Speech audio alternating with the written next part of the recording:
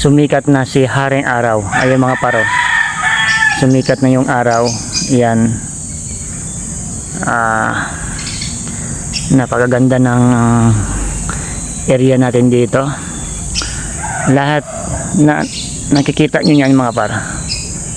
Lahat yan nakikita nyo mga paligid na dyan. Hindi sa akin yan. What? Ayan o. Napakatahimik. Meron ditong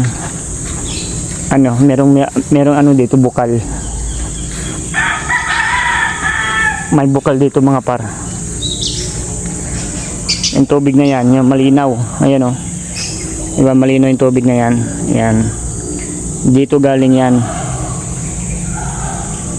Dito. Kasi mga tubig dito mga par, mga bukal. Ayan o.